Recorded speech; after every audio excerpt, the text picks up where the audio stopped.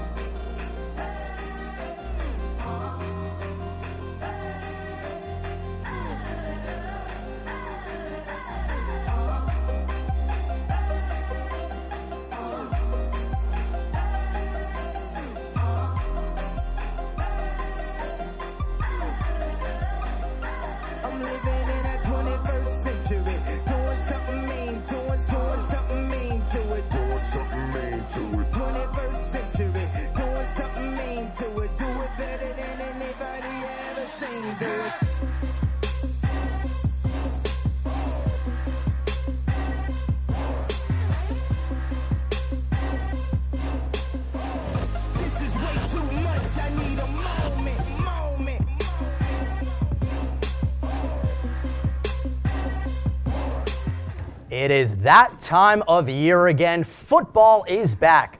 Hello, everybody, and welcome to the first episode of the 2015 Watson Brown Show presented by IWC Cash and Carry. Alongside, now in his 9th season at the helm, head coach of the Tennessee Tech Golden Eagles, Watson Brown. As you could probably tell by now, I am not Buddy Pearson. Dylan Vazano filling in for Buddy for this first show. Well, Coach, obviously another season is upon us. This has got to be what it's all about, right? Oh, it's exciting watching that the start of the show there and seeing the guys, some of those shots of preseason practice and shots from last year. It just gets you excited and ready to play. Well, you guys in a few days will be jetting off to Houston to play the University of Houston. We'll get into some of the challenges that the Cougars present later in the show, but getting this FBS game back, it seems year in and year out, this is always one of the exciting times of the season for coaches, players, and really everybody. Kids love this. I don't know how many of these we've played. It's a bunch. I was asked on a Houston station this morning, well, how will our players be? And we've done so much of this, it doesn't faze us. I mean, when you've been to Oregon, Georgia, Auburn, TCU, Arkansas, all the different places we've been, it's just another nice place to go. And I'm not sure coaches love them the same way the players do, but it's exciting times. The money from these games means so much to our program, and we just like to get one. We haven't gotten one yet. It's hard to do. These teams are all good that we play. This is a very good team, and got to go play really well and see what happens. Well, for the Golden Eagles to have success in the upcoming season, they're playing the University of Houston, and then beyond that game, let's take a look at the 3 keys to the season, and that's brought to you by Wendy's Breakfast of Cookeville. Well, Coach, first key, and one of the most important ones, you got to stay healthy. Health has been, 9 years ago when I got in this league, I didn't really understand what health meant. In the FBS level, that extra 22 scholarships is a third team at every place. On this level, when you lose the first one and then the second one's a scholarship guy and the third guy's a walk-on guy, and a lot of times the second one just isn't what the first one is, makes a big difference. The greatest scenario I can possibly give is the year we won it in 2011, we had 2 players miss games. One of those was operated on after game 9. In the next year, with a lot of returning players, we had 38 players miss games and 24 surgeries. The difference in the injury was unbelievable. This team needs to stay healthy. A lot of young players behind some older players on our team. We need to keep those older players healthy. Well, yeah, you talked about some of those younger players. That brings us to key number 2, and that's developing some of that youth. Especially on defense. Defense is pretty much backed up by freshmen, redshirt freshmen, or sophomores all the way through. So we will start 3 offensive linemen that have never played a down at Tennessee Tech. We're going to take 30 guys on this trip that have never traveled with us out of 76 players. So it is a young team that I think can get better each week. Well, and key number 3, And you guys really did a good job of this last year, especially in the games here in Cookeville, and that's winning the fourth quarter. Yeah, we lost 2 that would have maybe put us in the playoffs. We lost at Martin. We lost at TSU late in the fourth quarter on last drives, but we also won a lot of games late in the fourth quarter in Cookeville. We got to get back and be a better road team again. I think that hurt us last year. If we're going to get back to playoff contention and conference contention, we got to win some road games. Well, now armed with those 3 keys, let's take a look at what is on tap for the 2015 Golden Eagles, presenting the schedule, and that is brought to you by Haibu. Coach, taking a look at the schedule coming up right now, and it seems to be this year another challenging one that will test you once again this season. Oh, that's what we do. I think that we're trying to get now to the point where we're playing FCS opponents in non-conference that if we win can set us up for the playoffs. And so we've got 2 of those this year. We go to Wofford in game 2, and then we come home and play Mercer in game 3, and then the rest of the way it's our conference schedule. So preseason is huge. If you could win those 2 games, or if you could upset Houston, it just sets you up for, gives you a little leeway once you get into conference play. When you look at conference play right now, you see 3 teams nationally ranked in the OVC. It seems year in and year out, this conference continues to progress. My 2011 team wouldn't like me saying this. I think this team this year has more talent than the 2011 team. But I think when we won it in 2011, the league is so much better now than it was 3 years ago. And you've got to be better. Yes, 3 teams in the top 25 at this point. I know Jacksonville State's there. I know Eastern Kentucky is there, and who is the 3rd one right now? Would that be? I guess it would EIU. Mm-hmm. But I mean, I think the difference now is those 3 were good when I first got here. The difference now is top to bottom. Everybody has to play each week, and it's hard to go undefeated. Jacksonville State did it last year, but we just hadn't had that much in the last 4 or 5 years. Well, you would think if the Golden Eagles are successfully able to navigate through that tough schedule the coach just talked about, this sophomore is going to have to play a big role in that. Coming off a tremendous freshman season, Livingston native Brock McCoy gets ready for his sophomore season. We had the chance to catch up with him. We present to you now the player profile brought to you by Zaxby's.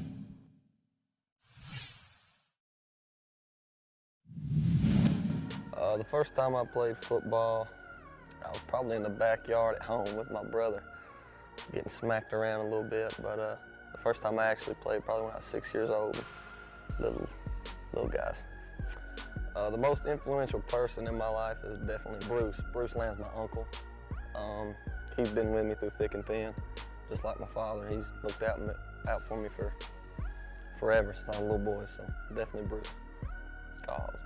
My feeling about playing college football so close to home, I love it. I mean, I love being able to just go home on the drop of a dime. I got everybody behind me that's close. Probably some that ain't, but it's okay. My favorite moment as a Golden Eagle, I guess I'd have to say my first touchdown from Darian Stone. So, was I surprised by my success? I definitely was. I did not expect to accomplish what I did, and I figured I'd take a year to sit and watch and learn a little bit, but I got kind of thrown in there and did a few things, so it was all right. What I want to improve on the most from last year is really just a little bit of everything. I'd really like to improve my physical attributes and get a little bit bigger, a little bit stronger, and weigh a little bit more. One goal that I personally would like to accomplish would just be to help the team out the best way I can to my ability. When I'm finished with my career, hopefully I'm remembered as a dedicated Tennessee Tech Golden Eagle, someone that worked hard every time he was on the field, was a little bit enthusiastic, and just loved to be out there. The player that I look up to the most, if I could look up to him, would be Little Van Leer, but I can't really look up to him. Well, I guess aside from being in a great town, he's a funny guy as well, Brock McCoy. Oh, he's got a dry wit that everybody waits on at some point. But he was a great player for us last year as a freshman, a redshirt freshman. I think he got thrown to the fire when we lost all of our tight ends, and we stopped the QW position and went back to having one quarterback. Darian went back to quarterback, so he had to pop up and be the W. And he had to start playing at Murray 100% and a little bit at Northern Iowa, and then just took off. And I mean, so really all of his stats were in about 8 games, not in a 12-game schedule.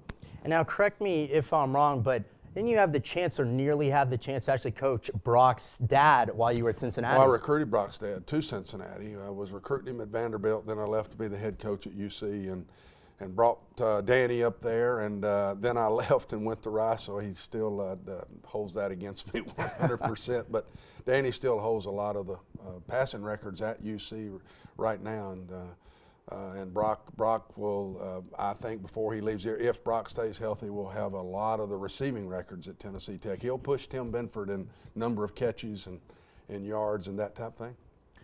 Okay, well, here on the Watson Brown Show this year, a lot of excitement. We've got a ton of new and fun segments, so we're going to take a break, but stay with us. We'll be debuting those segments when we return right here on the Watson Brown Show.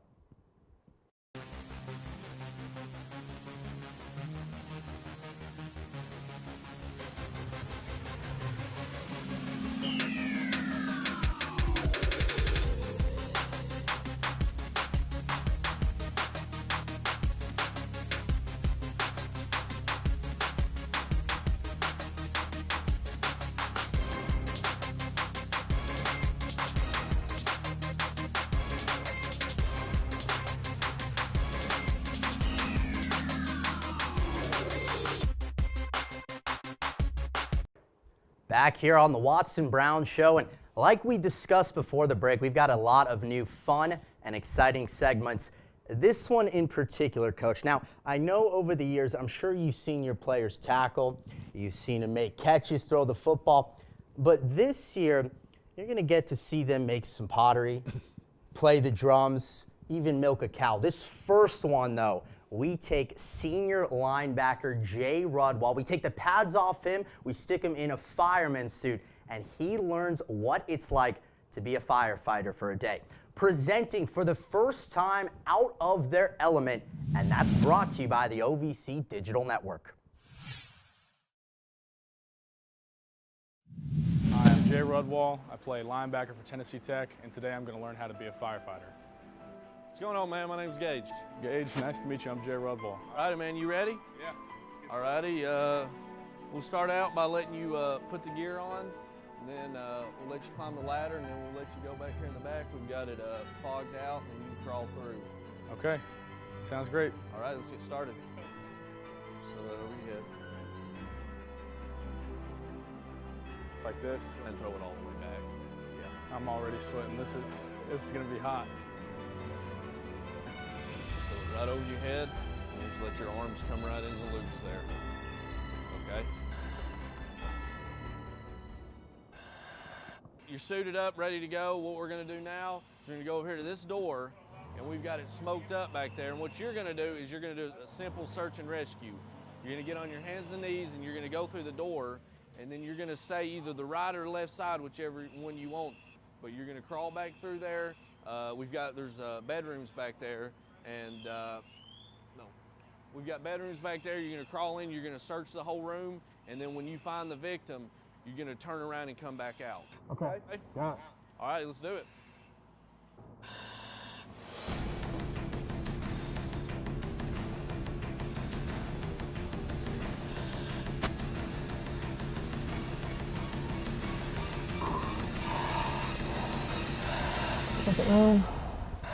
No victim. See Brooks? Barely. Something hanging from the door. Okay. I have what I believe is the victim, baby. So now, I'm gonna carry the victim out. We're gonna get up. We're gonna move. 3 rooms so far. This is the 4th room, so I'll have 3 passes. I believe it's a different room now completely. And I can't.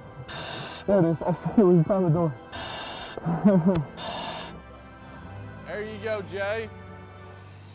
All right, Jay, you did a good job crawling through the smoke. Now we're going to see if you can climb the ladder. All righty? My goodness. Ready to go?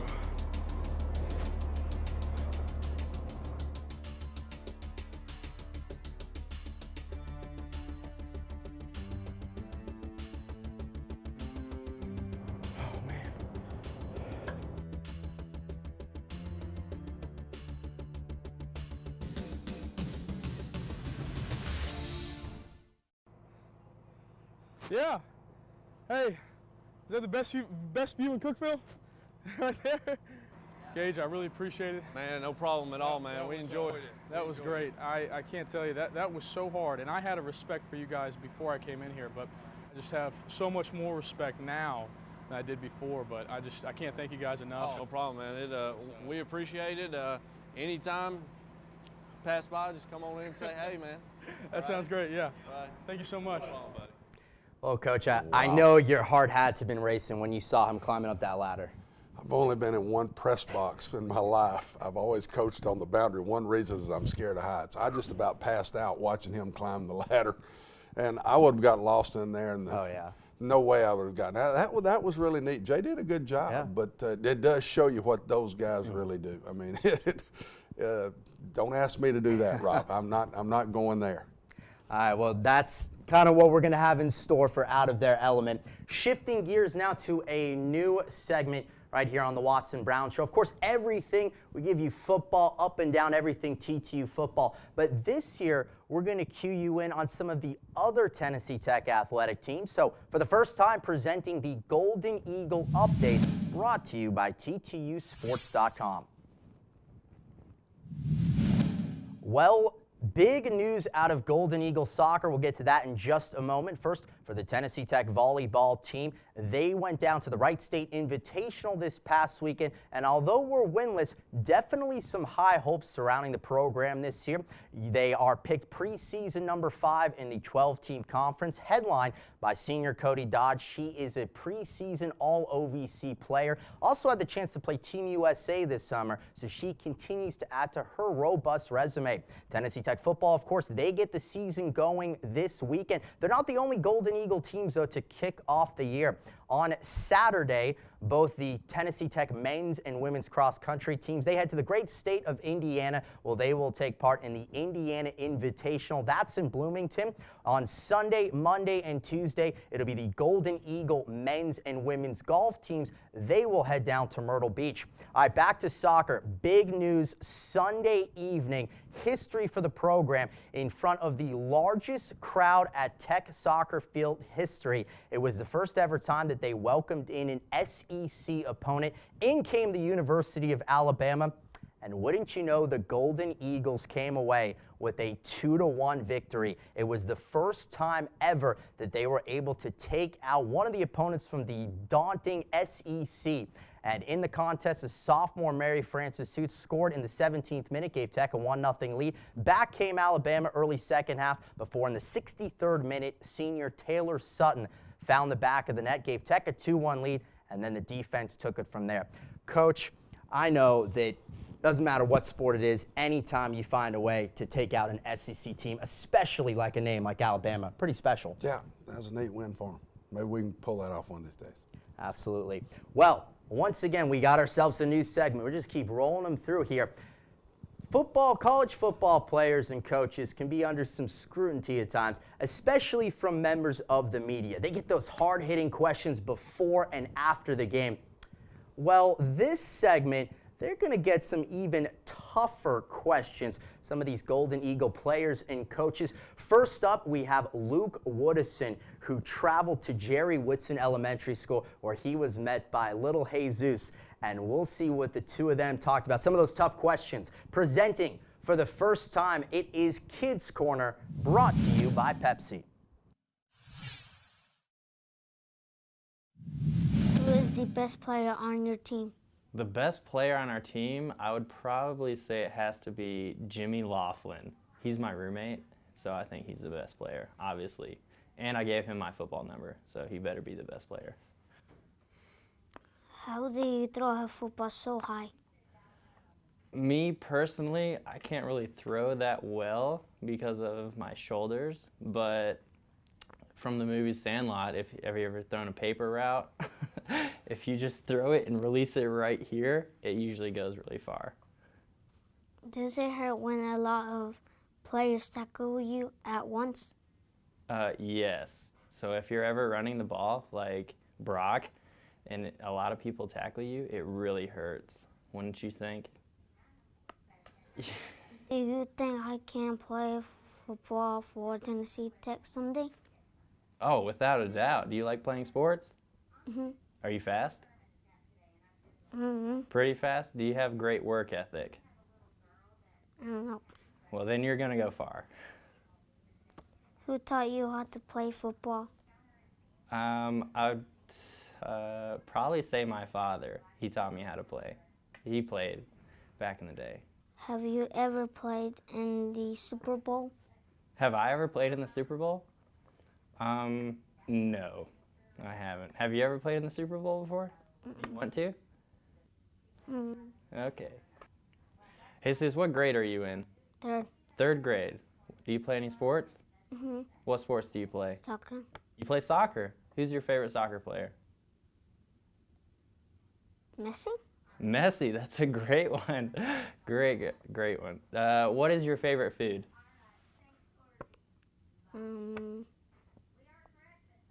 Rice. Rice? No way. That's awesome. Oh, Coach, with some of the questions like that, I might be out of a job soon. Could very well be. Could very well be. No, that's neat.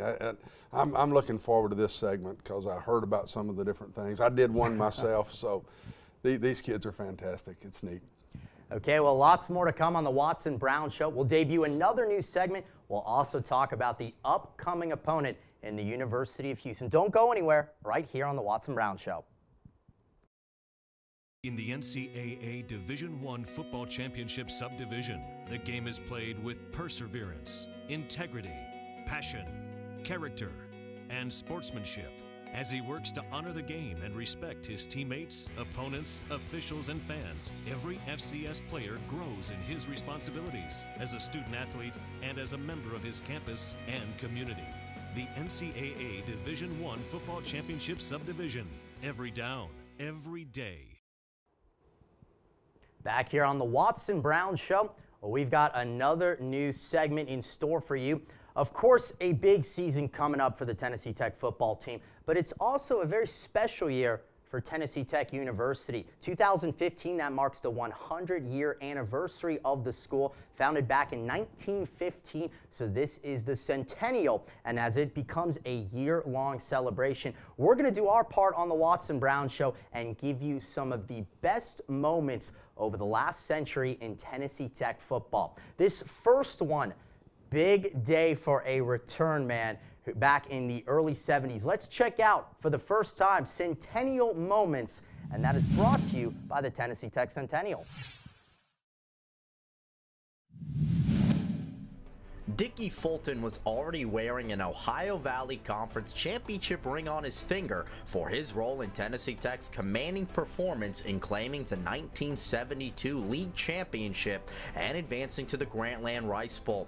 The senior from Newark, Delaware had every reason to believe the Golden Eagles would repeat that success in 1973 under coach Don Wade. But the new season wasn't starting the way Fulton and his teammates had expected. Following a tie in the opening game, Tech dropped 2 games before recording its first win with a 16-9 decision over UT Martin. Fulton was determined to use that victory to ignite a winning streak, and he backed it up when he took the field in Week 5 against East Tennessee State in an OVC contest in Tucker Stadium, in which he set 2 school records. He watched as the Buccaneers took a 7-0 lead late in the first quarter. That's when he grabbed a kickoff 3 yards deep in the end zone, broke a couple of early tackles, and streaked down the left sideline 103 yards for a touchdown to tie the game. It was the longest kickoff return in school and OVC history, records that will never be broken since college football rules officially listed as a 100-yard return, a number that can't be topped. Later in the contest, Fulton had 29-yard and 43-yard kickoff returns, setting another school record with 172 yards in kick returns, a mark eventually broken some 22 years later. Well, a pretty good day at the office for Mr. Dickie Fulton, wouldn't you say? Really good, and that's a neat section for us because this year we've got a returner that can do some of those same kind of things. So we'd love to see history repeat itself this year. But I remember Dickie, remember the name when I was playing myself, and very good player here at Tennessee Tech. Well, and like we talked about, this being 2015, the centennial, it seems like this is going to be a special year for Tennessee Tech. Boy, you'd love for it to be. And there's a great history, a great tradition of football at Tennessee Tech. I grew up during those 4 championships in a row that I don't think will ever be accomplished again by any school in the OVC. And it's just we're trying to get ourselves back up in that. We won that first championship after 36 years. We don't want to wait another 36 to win another one, and we think we're close again. We'll see. Well, that road begins this Saturday night. Tennessee Tech will travel to the University of Houston. Let's preview that upcoming matchup as we present this week's opponent, and that is brought to you by Miller Lite. Coach, traveling to the University of Houston now, they've got themselves a brand new head coach, Tom Herman, who was most recently the offensive coordinator as well as the quarterbacks coach at the defending national champion, Ohio State University. Yeah, new staff makes it hard for us. We have to watch double tape. We have to watch the Houston players play.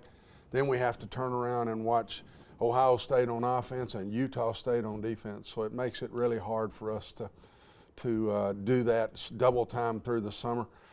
Tom was on my brother's staff as a graduate assistant at Texas back in the years before, and he's done a great job. He's been a really good coach. He deserves this opportunity. I think he'll do a really good job at Houston. And it seems like going into this game that, as we take a look at some of the highlights here for Houston, that offensively should be their bread and butter for the Cougars. Well, their defense is what they're really talking about right now. They've had 73 turnovers in the last 2 years. I think they're right at the tops in the nation in turnovers. And the guy that came from Utah State tied them this year, I think, for the number of turnovers in a season at the defensive coordinator. So it's a lot of defensive players back. They've got a quarterback back named Ward that is just really quick and makes a lot of plays for them. 2 tandem running backs that are very hard to stop. This is a really good team. Mark does this. I mean, he'll wait till somebody gets really good, puts them on the schedule, and I think they're going to be a really good team this year. Well, that's going to do it for this first Watson Brown show. Obviously, there seems to be a lot of excitement heading into another year, and Coach, good luck on Saturday. We're going to need luck. Give me that all year long, will you? We'll take it. Okay, well, Tennessee Tech, they will square off with the Cougars this Saturday. That will be a 7 p.m. kickoff. You can watch that game on ESPN3. You can also listen to it on 98.5 KISS FM. And as always, you can read about it the next day in the Cookeville Herald-Citizen. Well, for Tennessee Tech head coach Watson Brown, Buddy will be back next week. This is Dylan Vazano saying farewell. We're off to Houston. The Watson Brown Show has been brought to you by IWC Cash and Carry, Zaxby's, Wendy's Breakfast of Cookeville, Miller Lite, Hibu, and Pepsi.